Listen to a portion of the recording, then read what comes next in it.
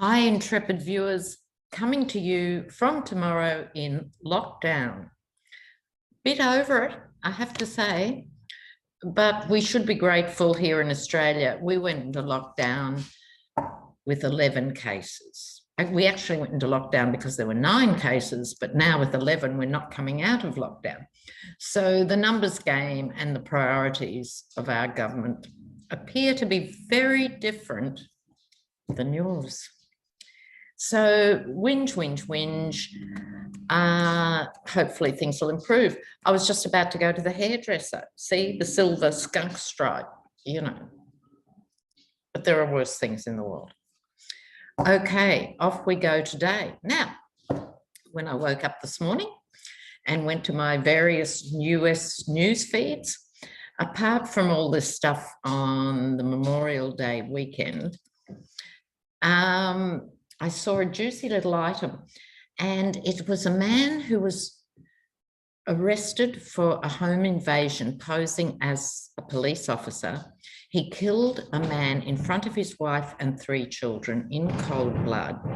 He got a 19-year sentence. Then he was pardoned by the ex-Kentucky governor, Matt Bevin. Now, why is this important? Because the FBI have rearrested this man because it was supposedly a corrupt pardon, because the wife and the guy himself raised money to give to Bevin. So this is really important because we can see a connection with the Yeti and friends that some of these pardons at least might be challenged. So I think that's interesting. I also want to have a little look at Edward Snowden, who, you know, it's easy to forget about people, but he's in Russia because he can't come back to the US for telling the truth. And I think we've got to pay tribute to anyone who is a brave enough whistleblower to tell the truth. So we're just going to have a little look at him.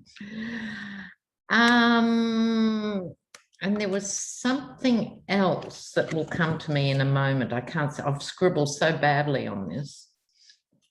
Okay, so let's kick off with Matt Bevin. Now, while I'm shuffling, intrepid viewers, please leave in the comments anyone you'd like me to channel who has passed on. I can't guarantee I'll get to it, but why not? So we'll just see. So if you feel inspired, please feel free to suggest someone. In the meantime, my question is, will this revoking of the pardon, no, that's too wordy. Tarot questions have to be really straightforward. Will the Kentucky pardon lead to other pardons being questioned? Oh, please. The Kentucky pardon, the corrupt governor. Yeah, they raised 21,000 or something, gave him the money, and it got him out of debt. Remember public service. People used to go into politics for public service. It's not that they haven't been getting backhanders for 100 years. Of course they have, but they also went through the motions of public service the rest of the time. Now they don't even bother. So will the Governor Bevin case translate into other cases? These pardons, Stone and Manafort, all these pardons. We'll have a look, will we?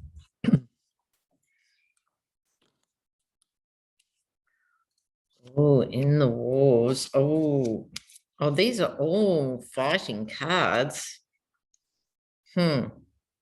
Fighting cards. Okay. So it's hard to say here. Okay, let's go. We've got the 5 of Swords, winning at any cost. So I think this is also next door to the Knight of Pentacles, the mercenary. These are cards of this mercenary behavior that are questioned here. If you notice with this 5 of Swords, These guys have all fought together, right? And they've won the battle because the main figure in the front has got the swords that he's taken from those they've defeated. But the others are walking away from him because they are disgusted. So there's a whole little story in there. So maybe, speaking of whistleblowers, we may hear more from some of these characters who know more about what Bevan got up to, and also in relation to the other pardons. These figures are the key, not this figure. We know how bad these ones are. These pardons happen for money. This one, but I'm also suspecting the others. To a certain extent, I didn't think about it much. He was going to pardon Manafort for just being his guy. He was going to pardon Stone because you'd rather have him on your side than the other side, you know, Major Motormouth. But there could be a money trail because we get the 10 of Pentacles, which is massive amounts of money. But before that, this is the Knight of Swords, the impetuous knight, the somewhat vengeful knight. Can be a good guy, may not be a good guy. In this, I'd like to think of it as the FBI are actually going to be taking the bit between their teeth and going after these pardons and the money trail that goes with them. So I'm going to hope a lot that that comes to pass. Intrepid viewers will have to keep posted on that. Now, while I'm shuffling, in other news, the Memorial Day weekend. Well, okay. Kamala Harris tweeted out, have a great long weekend. Kamala, not the smartest thing to do, right? She got slammed for it by the awful Nikki Haley and other people. Normally, I'd be sympathetic to Kamala, but I think it was a moment where she took her eye off the ball. It's stupid to wish people a happy long weekend in the modern world. Either they have no work, so therefore it's a meaningless phrase, a long weekend, or they have got work, but it's the type of work where you don't get any holiday pay or time off, or you're in lockdown or should be in lockdown in a various state and you're not going to see your friends and relatives. Everything about it was a bit flippant, not her smartest call. Having said that, I mean, Tucker Carlson was far worse, saying what he was saying about the military. It was completely disgusting. Oh, that's what I wanted to read on. Morale in the armed forces. Let me move on to that, because they've been under assault over the last 4 or 5 years by the party that used to be wrapping themselves in flags and our serving men and women. And they did that thing of not allowing trans in the military. They've never been good with women in the military, really. Tucker Carlson is on his own crusade about an emasculated military. How dare he?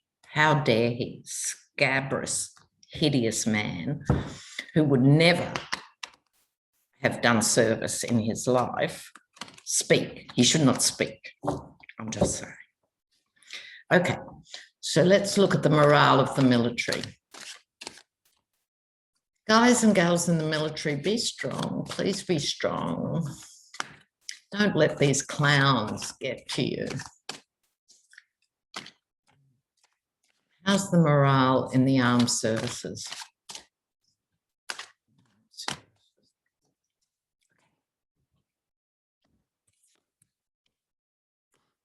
It could be transforming as we speak.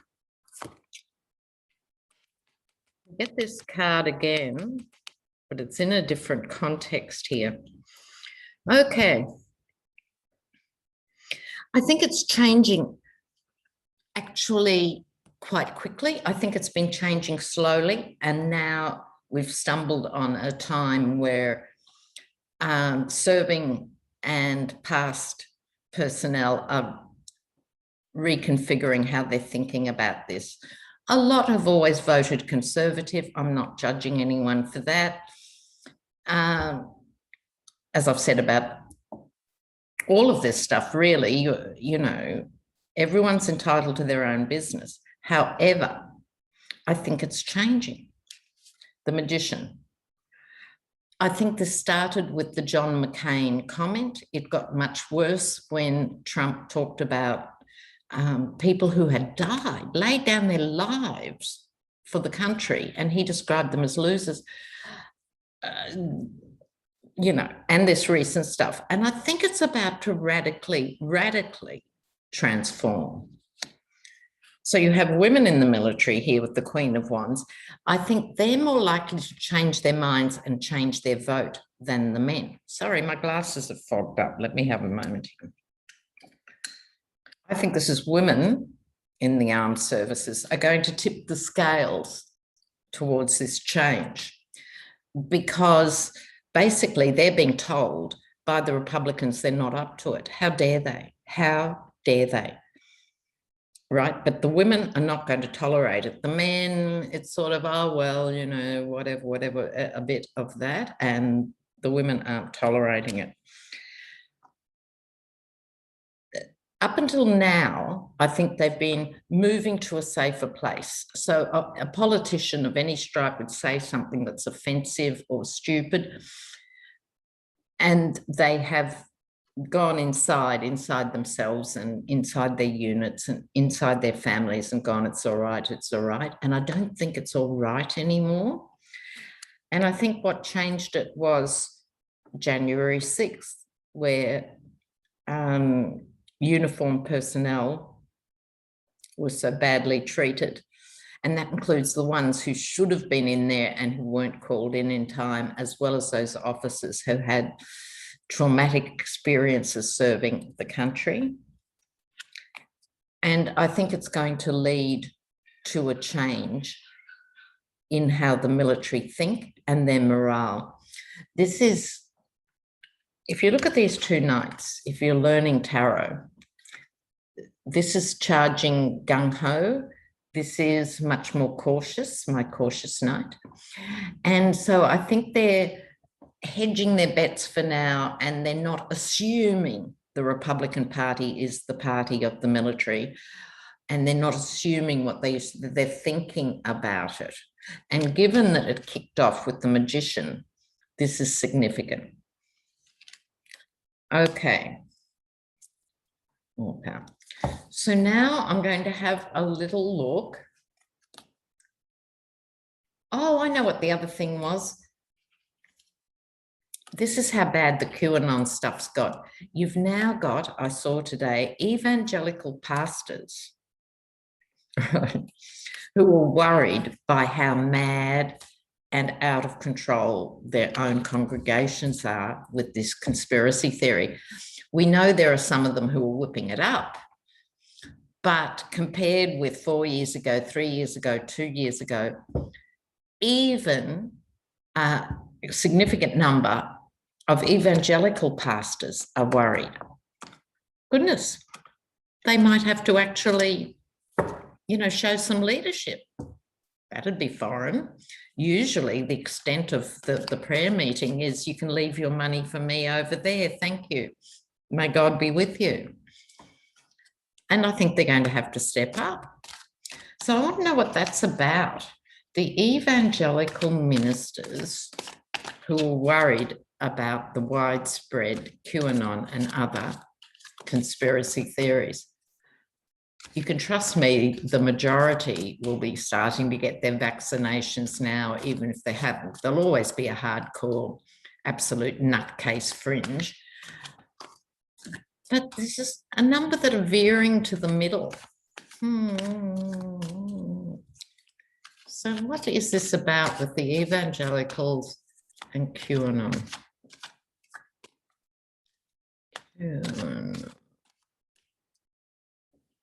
Okay.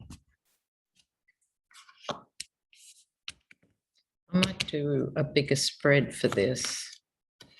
Yeah.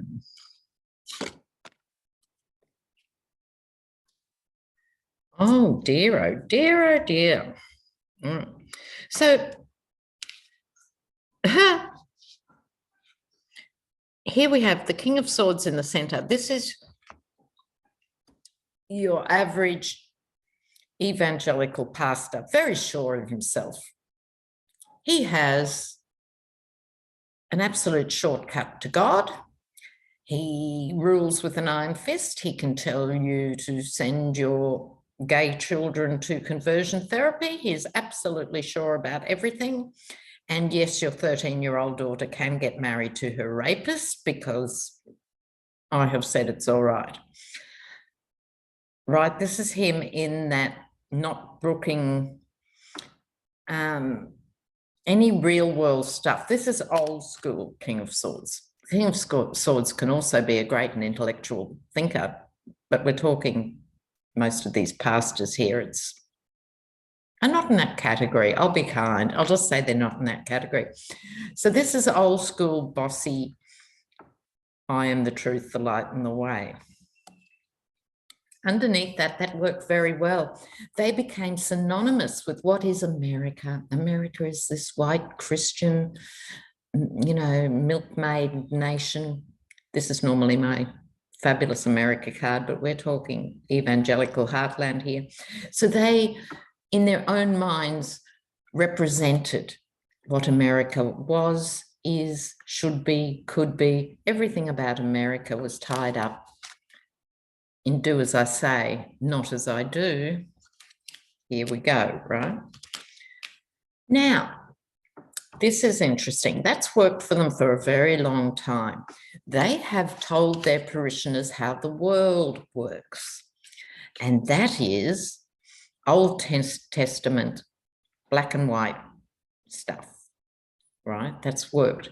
The world is the end of an entire cycle.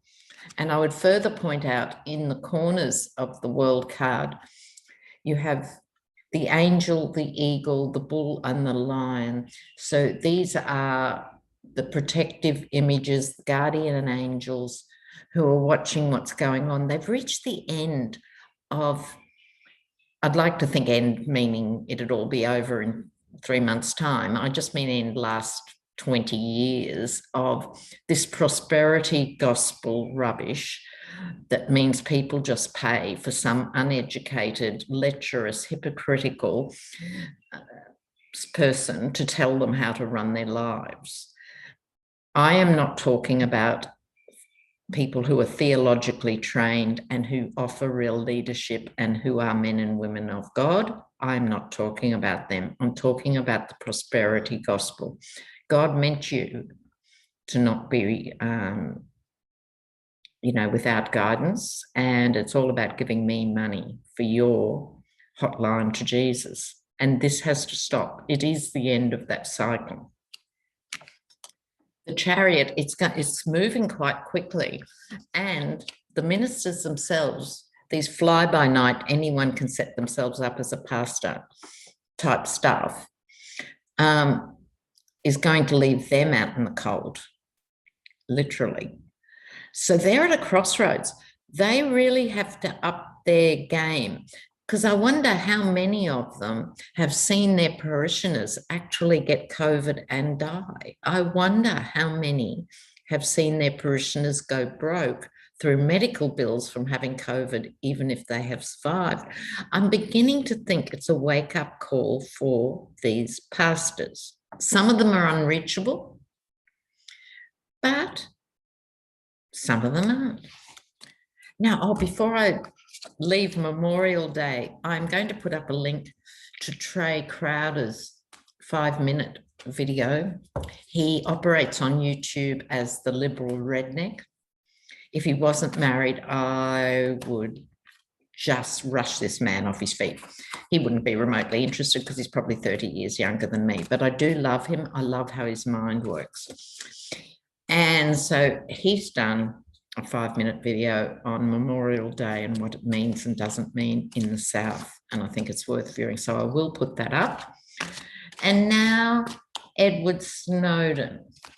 So while I'm merrily shuffling here, Viewers, I'm taking on readings again. I'm really keen to do readings. I love doing readings because I get to meet you guys and we bond.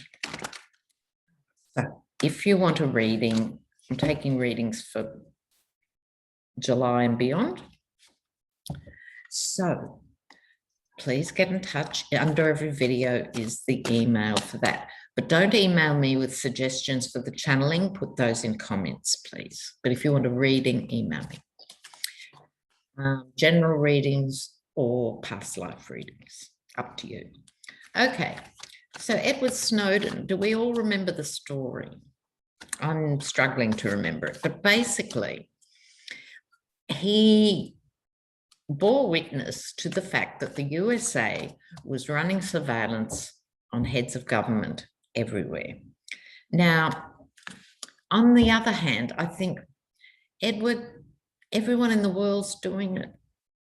You know, they all pretend they're not, but they are. And some are more efficient than others. But in good faith, as an American, he brought it to the attention of his superiors that illegally his superiors were spying, putting leaders like Macron and Angela Merkel, Western allies, under surveillance. So, and he's now can't come back because he is perceived as the traitor. So I don't know what his future is. He's in Moscow. I saw a little documentary of him maybe 2 years ago. He's holding up pretty well, but really he's being punished for doing the right thing yet again. Okay, so what's happening with Edward Snowden, the poor thing? Okay. Oh, that was him speaking out about American values here. Oh, he's all right. He's got good cards. He's got good cards. I mean, being stuck in a small flat in Moscow may not be the rosiest of pastimes, but within that, the context of his life as it is, they're good cards. And I think there might be some breakthroughs. This was him as a young thing speaking out, the Page of Wands. Probably now he's X years older, he mightn't have, and who could blame him? But we've got to make whistleblowers everywhere. We've got to make whistleblowers safe. You know, and he should be treated as such. Maybe at the end of the Biden presidency, it might be something that allows him back. I don't know, could be, because this is the happy day card. He was naive. Being a young thing, speaking out, he was naive about America and what it stood for and what was important. And, you know, he bought the line that, you know, these were the good guys, when in fact, when you're at the higher echelons of any country, it's not that pretty. Okay. So this is in the past position, but recent past. I think he's probably got a romantic connection. This is an emotional offer. I think he's either found a girlfriend or a boyfriend or whatever it is he actually wants, but it could also be a very strong emotional ally. He's got support from someone that he didn't have before that makes the world of difference to him. On top, he has the Ace of Cups, followed by the Ace of Pentacles. So 2 aces is good for something shifting, something new. So it could be that whatever he's been charged with in absentia could be changed. It's hard to know with this DOJ, isn't it? Because half of them are, you know, fabulous and committed and stuff, and the other half are leftovers from the regime of the Yeti. It could be that he has, his situation is looked at anew, is what I'm stumbling to say. So I think both those cards mean a new opportunity for him. But I daren't put a time frame on it, but I bet he was glad that the Dems got up, is all I can say about that. Right, so, yes, I'm going to put up the Liberal Redneck for you. Get in touch with me one way or another, and we'll speak soon. Oh, don't forget, just if you look up, I've done 2 collaborations with Johnny this week. One was 4 of us, and the one yesterday was just the 2 of us. So just check that one out if you haven't already. And let's also, I'd just like to take a moment for those Native American kids, the bodies that have been found in, is it Kamloops in Canada? And I'm lighting candles now. I'm going, even though it's daytime, to light candles for those little souls. And in Australia, identical history. Aboriginal kids were taken from their parents, and the parents were told they're going to boarding school. And of course, they never came home. It was, and here it's called the Stolen Generations, which encaptures all of that. So if you're a thinking, caring Australian, the Stolen Generations is something that really pulls at your heart. And so I'm now going to light candles for those children. So you guys take care, and I'll see you before you know it. Bye for now. Ciao.